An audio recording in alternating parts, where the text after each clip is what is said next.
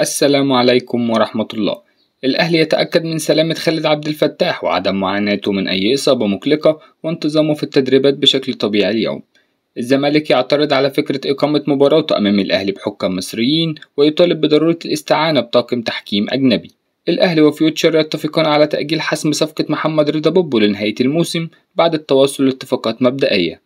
الأهلي يستأنف معسكره في الإسكندرية استعدادا لمواجهة الاتحاد السكندري غدا في مساء الساعة 7. اتحاد الكرة يشترط تحمل الزمالك قيمة استخدام حكام أجانب لإدارة القمة للموافقة على مطالبه.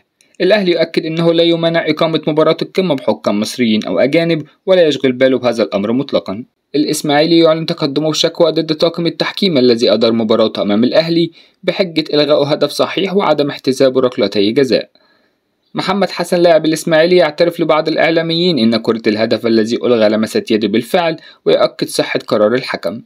عصبية باهر المحمدي ومشدته مع جماهير الأهلي ومحمد هاني تتسبب في غيابه عن أهم مباريات الفريق التي ستحدد مصير فريقه. حمزة الجمل يعد جماهير الإسماعيلي بالبقاء في الدوري رغم الخسارة من الأهلي وموقف الفريق الصعب. وكيل إيجالو مهاجم الهلال السعودي السابق ينفي ما يتردد حول تفاوض الأهلي مع اللاعب. رابطة الأندية طالب اتحاد الكرة بتحويل محمد شيحة إلى لجنة الانضباط بسبب ما بدر منه اتجاه طاقم التحكيم بعد مباراة الأهلي. برونو سافيو يجمع متعلقاته ويتوجه للسفر خلال الساعات القادمة لإتمام انتقاله إلى بوليفار البوليفي. الأهلي يستعد لتقديم شكوى إلى المجلس الأعلى للتنظيم للإعلام ضد قناة الزمالك بسبب السماح لشخص تافه بالإساءة له والجماهير على شاشتها وتحريك شكوى قضائية أخرى ضد محمد شيحة نفسه. رابطة الأندية قرر منع 2381 مشجع من جماهير الأهلي من حضور مباريات الفريق لنهاية الموسم بسبب التجاوزات التي حدثت أمام الإسماعيلي وإيقاف 271 مشجع من جماهير الإسماعيلي لنهاية الموسم لنفس السبب. فرجاني ساسي فضلت عرض نادي الغرافة القطري بالرغم من امتلاك العديد من العروض الاحترافية وأبرزها العودة إلى صفوف نادي الزمالك المصري. حمدي فتحي سعدت جدا بوجود رابطة مشجعي النادي الأهلي في قطر خلال المؤتمر الصحفي وأشكر جماهير الأهلي على دعمها المستمر لي وسأبذل قصارى جهدي لإسعادهم وسأكون عند حسن ظنهم بي.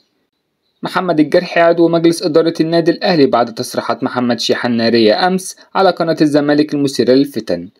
كيف يسمح باستضافة الشخص بلا صفة على شاشة قناة ليست طرف في الحديث لبث سموم الفتنة والتجاوز في حق الأهلي وجماهيره وتوزيع الاتهامات الباطلة؟ هل هذه هي كرة القدم التي نريدها؟ أعتقد أن كل فاشل يجب أن يطور من نفسه ويكون خجولا من جمهور ناديه بدل التجاوز في حق الناجحين.